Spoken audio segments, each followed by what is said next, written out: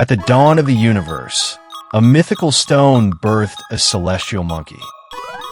He mastered a transformative magic called the 72 transformations, allowing him to soar through the clouds and travel 108,000 miles with a single somersault. He was highly skilled in martial arts and once single-handedly challenged 100,000 celestial soldiers. Later, after wreaking havoc in the heavenly palace, he was imprisoned under the Five-Finger Mountain by the Buddha for 500 years. Eventually, he was rescued by a monk and accompanied him on a journey to the west to obtain sacred scriptures. This monkey is the famous Monkey King, Sunwukong, from Journey to the West. In today's video, we will explore the thrilling story of the Monkey King, Sunwukong. I'm Mr. Yao, and welcome to the Leyenda Yokai channel. Here, I share famous yokai and urban legends. I'm also working on content related to Journey to the West. If you're a fan of these topics, don't forget to subscribe to the channel so you won't miss any future videos.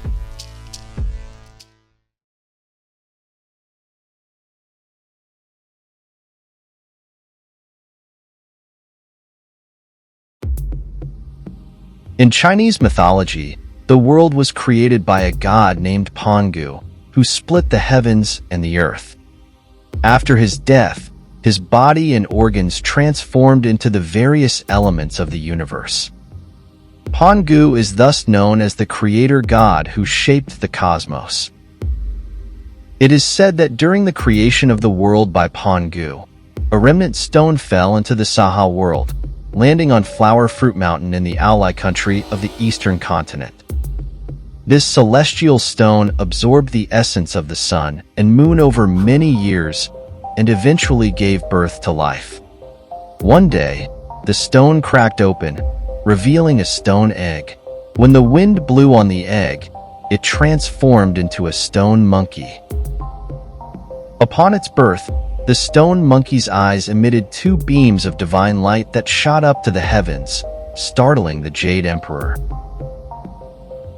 This stone monkey would later become Sunwukong.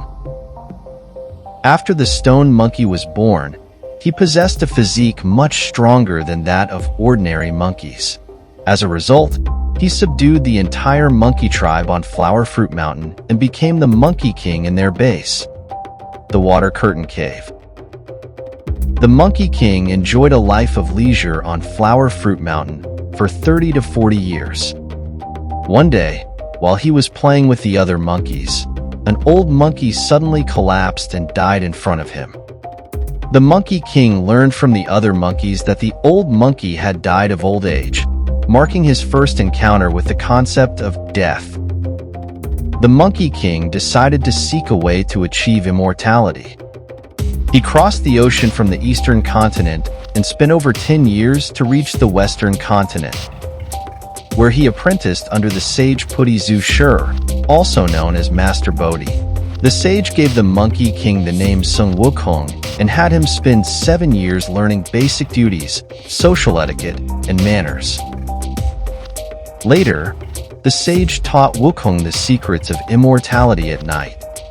To help Wukong avoid disasters, the sage also taught him the 72 transformations and the cloud somersault technique. After mastering these skills, Wukong showed off in front of his senior brothers. The sage, after reprimanding and warning him, expelled him. In truth, the sage had taught Wukong all he could and knew that his small temple was not a suitable place for Wukong to stay permanently, so he found an excuse to let him go. After mastering his skills and returning to the mountain, Sunwukong defeated monsters and demons within 100 miles radius. However, he often found himself at a disadvantage in battles due to the lack of proper weapons. Therefore, he decided to seek out a powerful weapon.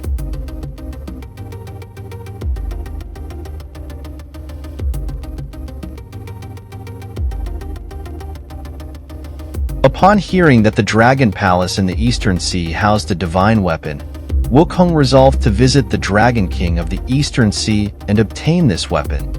The Dragon King heard of Wukong's various misdeeds. In order to avoid offending him, he reluctantly introduced Wukong to the divine weapons he possessed, but none of them caught Wukong's eye. Feeling embarrassed, the Dragon King then presented to Wukong the most powerful weapon in the entire Dragon Palace, the Rui Jiangu Bong, a golden cudgel weighing around 7.5 tons. It is said that the Rui Jiangu Bong was a divine treasure made of heavenly iron left behind by Yu the Great during his efforts to control the floods, and it was crafted by the Supreme Elder Lord. Sun Wukong was delighted upon hearing this. The Dragon King told him that if he could take away the golden cudgel, it would be his. This statement implied that the Dragon King doubted Wukong's ability to successfully take the golden cudgel away. However, Wukong demonstrated his unparalleled ability. He could change the size of the Rui Jiangu Bong at will. He shrunk it down to the size of an embroidery needle and hid it in his ear. The Dragon King instantly regretted his words, but he couldn't stop Wukong. He could only watch helplessly as Wukong defeated his shrimp soldiers and crab generals and left the Dragon Palace. Due to Wukong taking the Rui Jiangu Bong, severe floods occurred on the ground. The Dragon King harbored resentment and reported to the Heavenly Court, blaming Wukong for the disaster and requesting the Jade Emperor to apprehend him.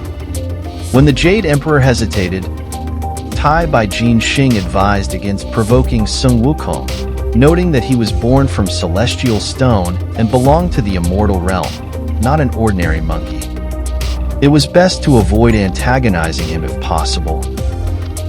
When Sun Wukong reached the age of 342, his lifespan came to an end, and he was apprehended by the underworld emissaries and taken to the underworld. Despite Wukong's pleading, the just and impartial King Yama refused to grant him clemency, which angered Wukong. He rampaged through the underworld, injuring numerous underworld emissaries and burning the Book of Life and Death, which controls the fate of all beings, in order to secure eternal life for himself and his monkey subjects.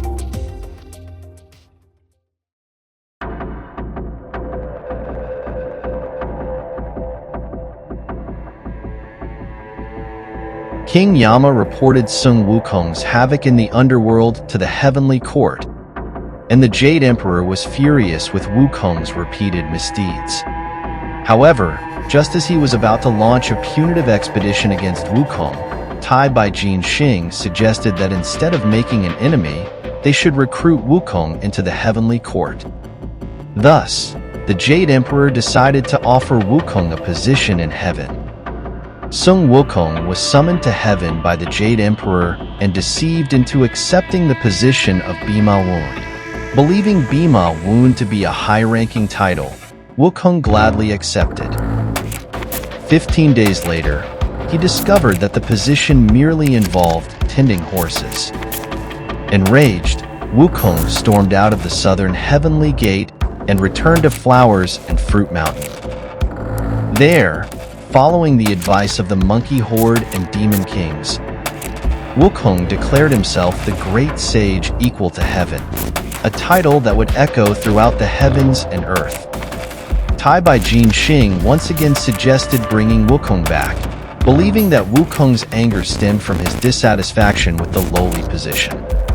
He proposed that they offer Wukong a nominal but prestigious title this time, the Great Sage Equal to Heaven. Upon hearing that heaven was bestowing upon him the title of Great Sage Equal to Heaven, Sun Wukong gladly accepted and was assigned to oversee the Peaches of Immortality Garden. Accustomed to an adventurous life, Wukong could not settle for a routine existence. Rebellious by nature, he not only neglected his duties in the Peaches of Immortality Garden, but also began stealing and eating the peaches and drinking the celestial wine. He even went so far as to steal the Supreme Elder Lord's elixirs. Ultimately, he disrupted the Queen Mother's peach banquet, causing a great calamity.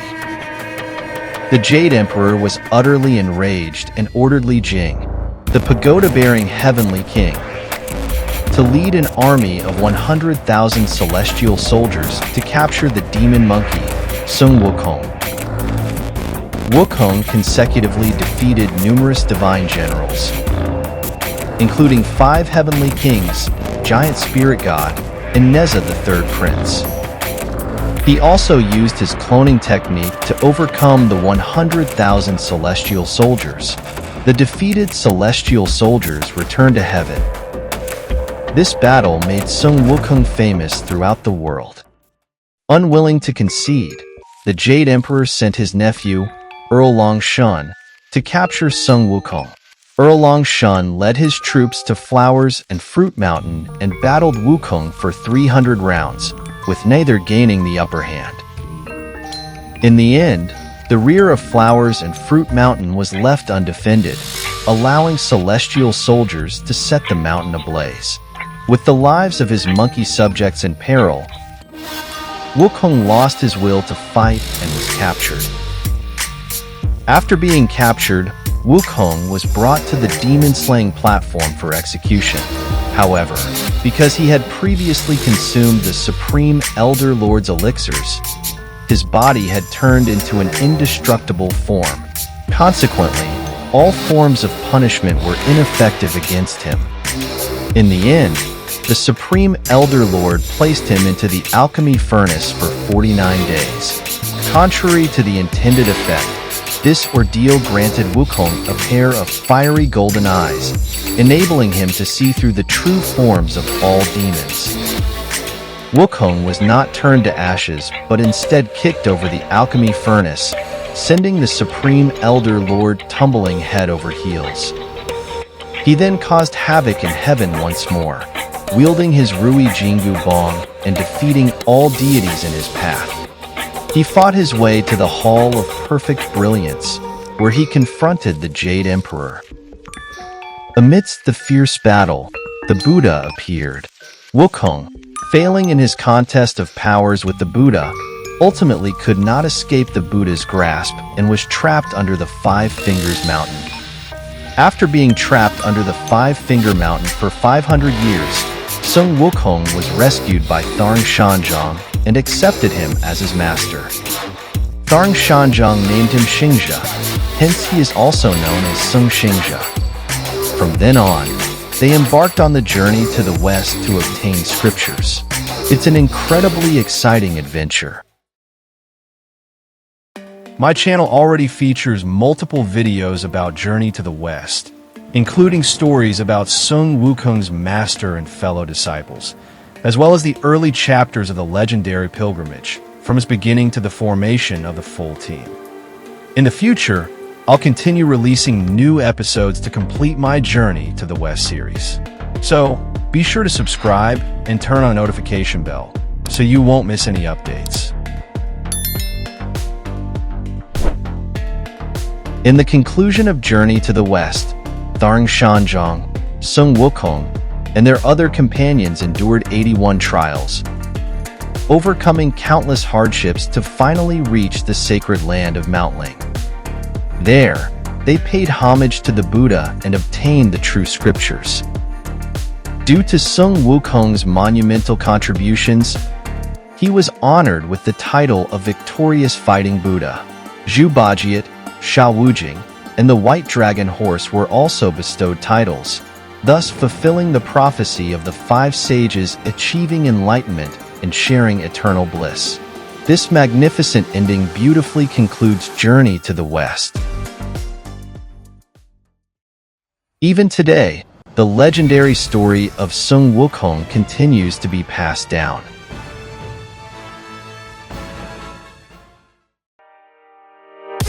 If you enjoy my channel, please help by hitting the subscribe button and turning on the notification bell so you won't miss my upcoming videos. Thank you for watching until the end, and I'll see you next time.